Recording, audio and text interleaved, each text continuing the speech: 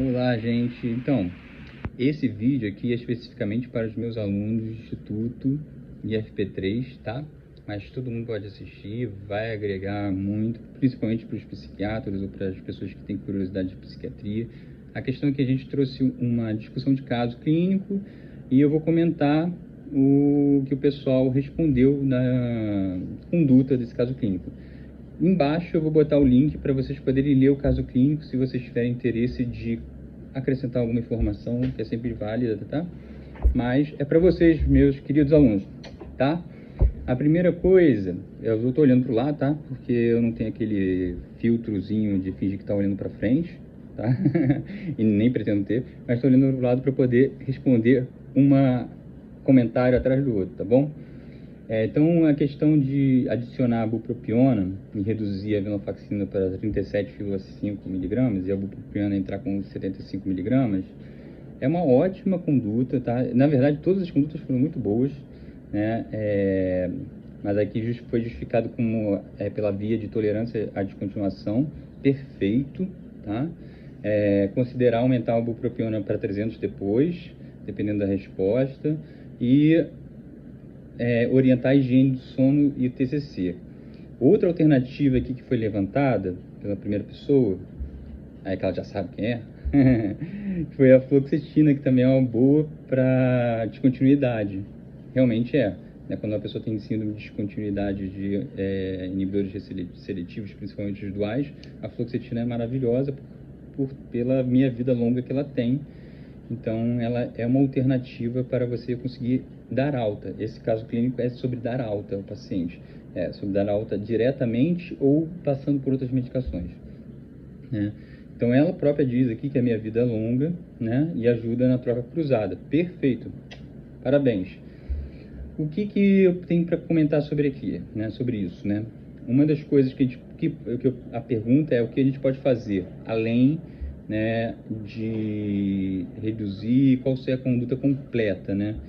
Uma questão que ninguém falou, mas eu já vou trazendo aqui, numa tentativa de retirada de medicação e alta num quadro de depressivo ansioso com reincidência, é que você faça uma dosagem, né? Até isso antes, né? Mas principalmente nesse caso, uma dosagem das vitaminas principais, né? Para você poder ver se a pessoa tem algum desequilíbrio que não seja relativamente indicativo de psiquiatria, mas que reflita no quadro psiquiátrico, né? Como dosar B12, dosar ácido fólico, homocisteína, dosar, fazer um hemograma, dosar, sempre pedir a função renal também, mas fazer um check-up clínico, apesar do paciente ser bem jovem, tá? Porque isso é importante, até porque algumas coisinhas a gente sabe, alguns estudos mostram que baixa de vitamina D, né? Baixa de D12, testosterona, como é homem, né? A gente vê, tem que investigar tudo. Então, para a gente pensar numa alta, e até numa alta que teve reincidiva, a gente tem que eliminar todos os fatores. E na história, a gente sabe que os fatores psicossociais estão sanados. Então, não é isso a questão. Então, é outras coisas. Outras coisas é isso. O pessoal fala muito de TCC, tá? TCC é legal. Amo TCC, ó, galera do TCC, vocês são maravilhosos. Mas a TCC tem um viés, né? Não é que as outras terapias não funcionam. É que a TCC tem um padrão de terapia que você segue sempre. Eu vou fazer terapia para isso, né? Para fobia específica. Aí são 12 sessões que o terapeuta vai fazer isso, isso, isso. Todos os terapeutas de TCC vão repetir o mesmo padrão, seguir a mesma linha. Com isso padronizado, você consegue fazer um trabalho científico de maior relevância. Então, a gente tem na TCC muitos trabalhos científicos com muita relevância, mas não significa que as outras abordagens, outras linhas terapêuticas não funcionam.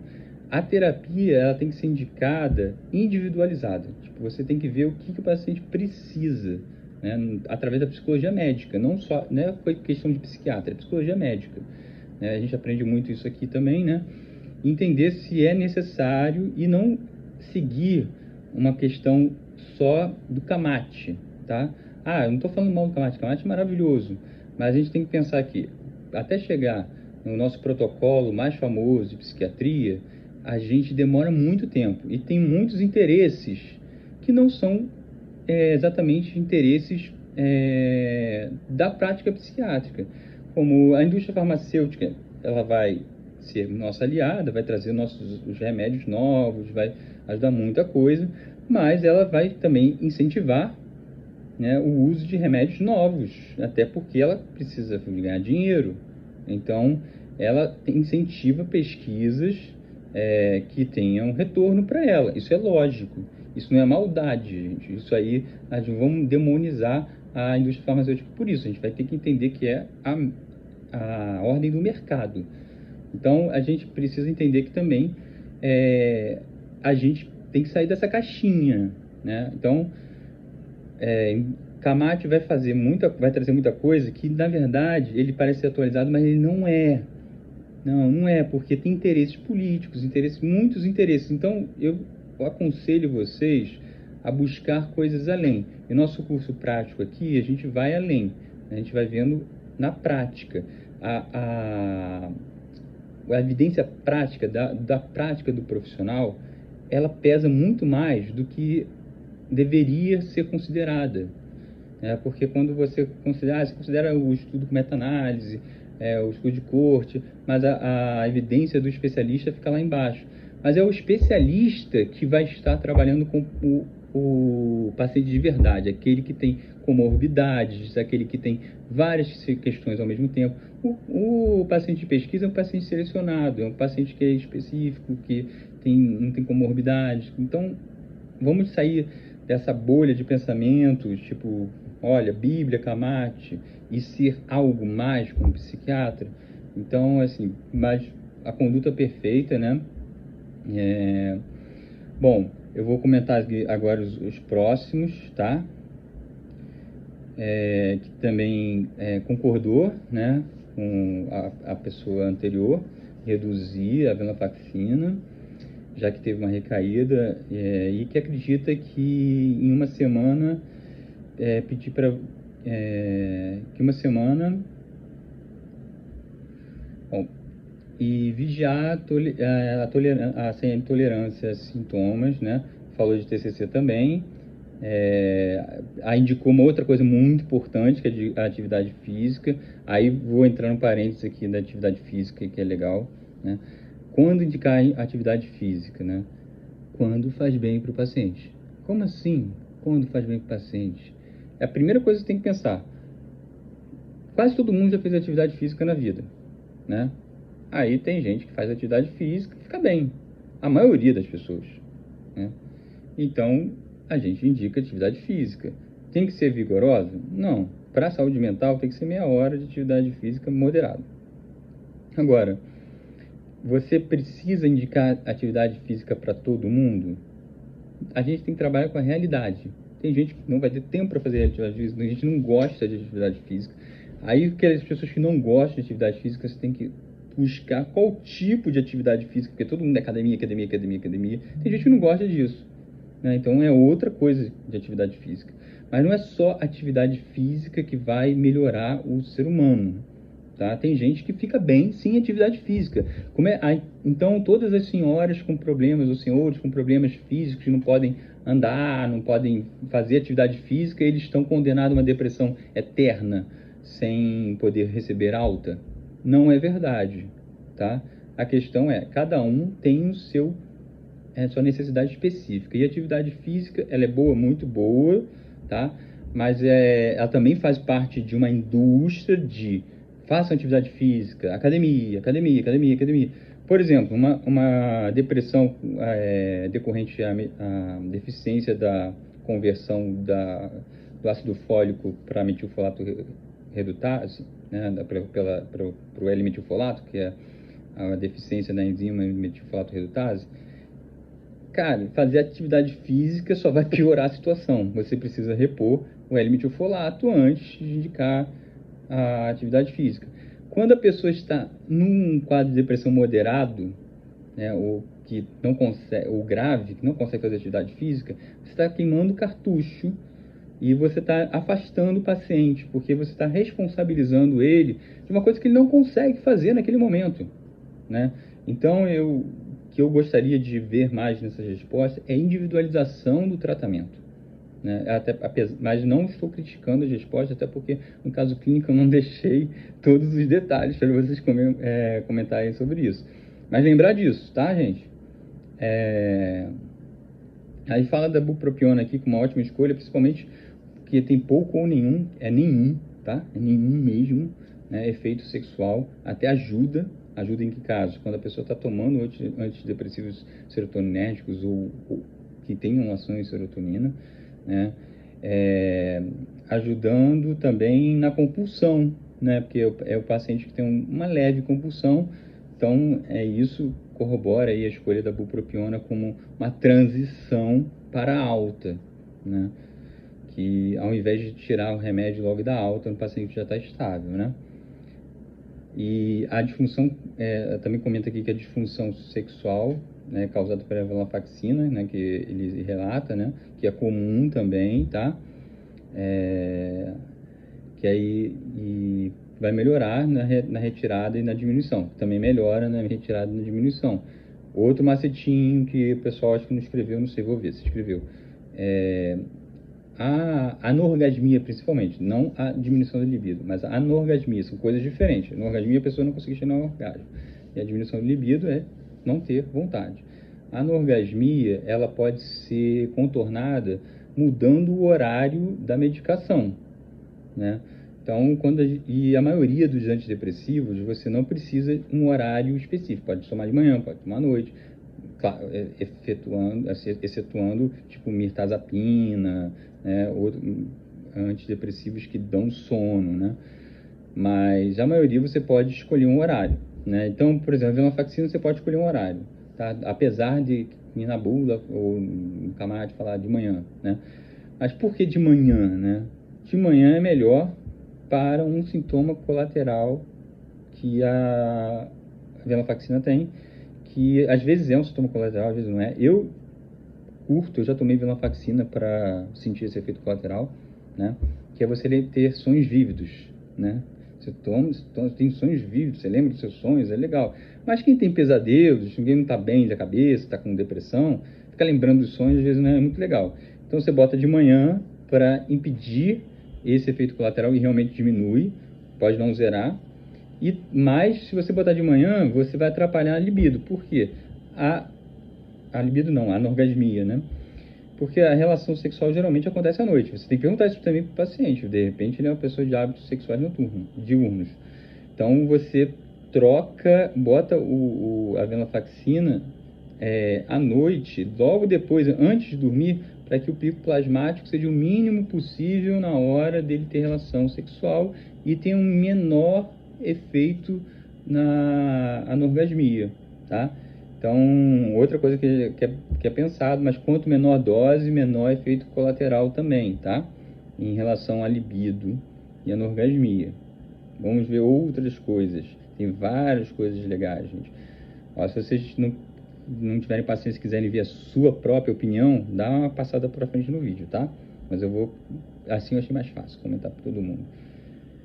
Bom, tem uma pessoa aqui que foi interessante, que não indicaria alta.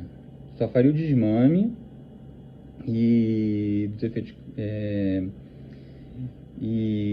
faria essa troca. Tentaria primeiro a vortioxetina. Aí, gente, espero que o pessoal do laboratório que produz vortioxetina não esteja vendo. A vortioxetina, cara, é um remédio maravilhoso contra efeitos colaterais em subdosagem, tipo 10 miligramas, né? Pô, legal. Mas também não funciona. E é um remédio que demora muito tempo para fazer efeito, né? Então você precisa ter o uso concomitante de uma outra medicação por uns 2 meses, para você ter certeza que você não vai ter uma recaída da retirada da outra medicação antes, e chegar na dose de 20 a 15. Chegando na dose de 20 a 15, a chance de ter efeitos colaterais na libido ela é praticamente igual a de um antidepressivo inibidor da recaptação de serotonina, como em geral, ou um dual em geral, tá? Então não é, e também a anorgasmia, não é essa coisa toda. E eu tô falando da prática, tá? Ah, você tá falando da prática, você é o grande cara da prática. Cara, eu atendo há 15 anos SUS, mais de 200 pessoas por dia, e eu trago esses remédios do meu, do dia não, por semana, trago esses remédios para o SUS, eu já testei esses remédios, já vi na prática, vi. Eu acho que é o que a gente entende, é o que a gente vê, né? É o que a gente confia, é o que a gente vê. Então esse remédio realmente veio com essa propaganda, mas também quando ele veio com essa propaganda, ele veio com a propaganda que a dose dele terapêutica era de 10 miligramas. E aí depois mudou. Ah não, 10 miligramas não, é 20 miligramas. E aí quando chegou a 20 miligramas, você pode também procurar em estudos, dá efeito colateral sim. Só que é isso, você tem que cavucar esses estudos, porque ninguém vai produzir estudo contra a si próprio, tá? Já conseguiu um estudo de 10 miligramas de efeito colateral, exceto as náuseas, que é muito, né? De repente, o efeito colateral positivo é emagrecer de tanta náusea, né? Mas, assim, tem serventia vortioxetina? Tem, gente, tem serventia. Assim, eu já vi pacientes com quadro demencial, né, que tiveram ganhos cognitivos. Não sei se foi uma coincidência, não tem um N muito grande para poder falar, caramba, realmente é um remédio que, além de tratar a depressão, melhora a parte cognitiva. Mas pode ser, porque na teoria ele faz isso, né? Mas na prática eu vi algumas vezes. Então, outra coisa que foi dita aqui, aí também trouxe a ideia de usar a fluvoxamina, que é um remédio maravilhoso, né? Assim, não é que não tenha ação na libido, né? Ou na anorgasmia, mas é muito menos. Muito menos. E foi o primeiro antidepressivo a ser comercializado, inibidor da recaptação de serotonina. Ele é meio esquecido, mas ele é maravilhoso.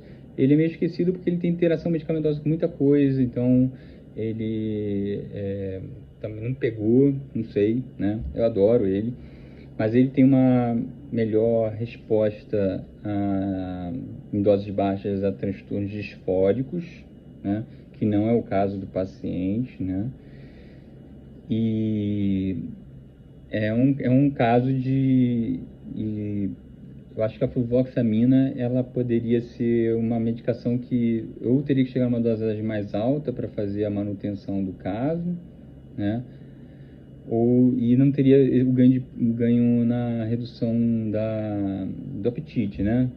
Desse controle. E também porque, no caso, eu apresento alguns sintomas noradrenérgicos, né? Mais explícitos, né? Como balanço das pernas, uma ansiedade de ocupação, uma anedonia. Então, eu acho que é mais específico usar um noradrenérgico, né?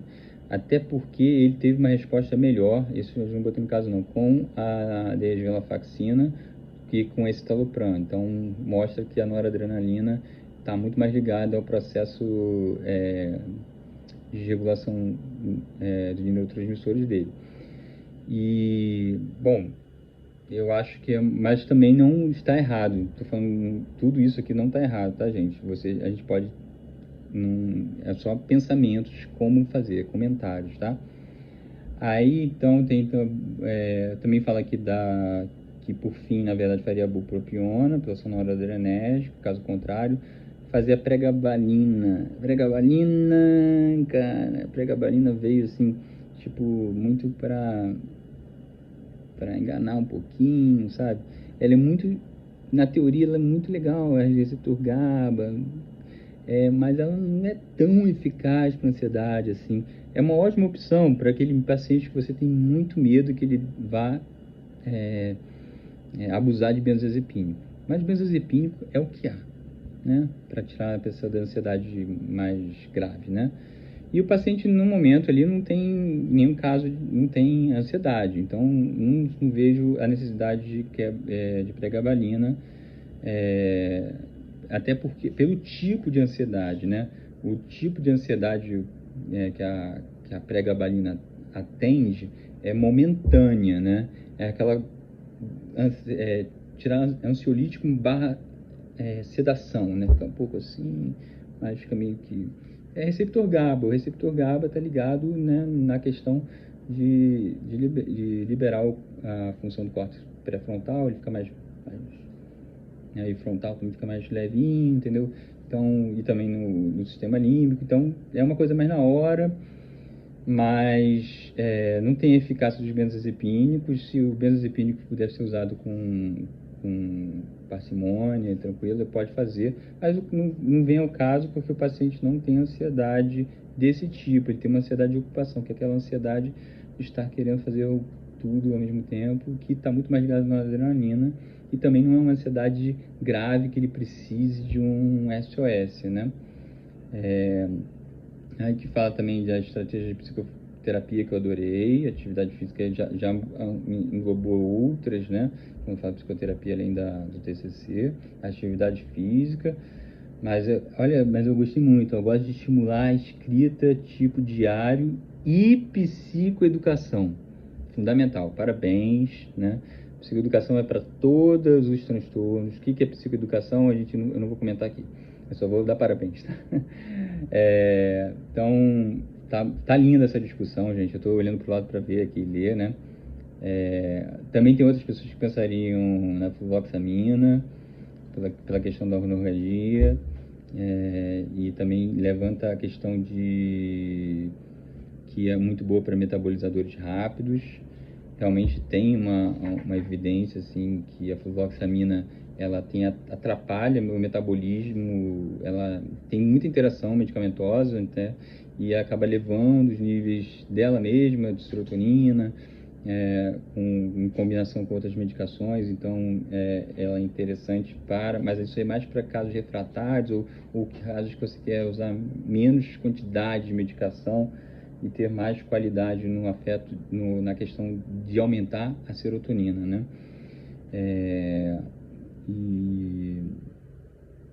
Bom, então, aí eu fiz uma enquete aqui para a galera se era para responder por escrito, cada detalhe, ou se era para responder pelo vídeo. Só que todo mundo pediu para eu responder por escrito, só que acabou eu respondendo por vídeo, porque eu achei mais fácil. Vou postar e vou botar aqui no grupo aqui, tá? Ó, orgulho enorme de vocês, tá? Estamos seguindo aí, estamos atendendo a população carente e aprendendo muito. E quem quiser entrar em contato com a gente vai abrir uma outra turma, tá? Mas são vagas limitadas mesmo, não é aquela coisa de venda, não. É coisa de amor mesmo pela profissão. O máximo de vagas vai ser 20, eu abro 10, seria o máximo, mas eu estou gostando muito, vou abrir mais uma turma de 10. E aí manda aí pro inbox ou entre em contato, né? Eu vou deixar o contato aí embaixo, tá bom? Valeu, beijos, abraços e espero que tenham gostado da discussão. E pode confrontar também, tá? Pode falar, não achei. Mas eu vou deixar o caso aí para vocês lerem. Beijo.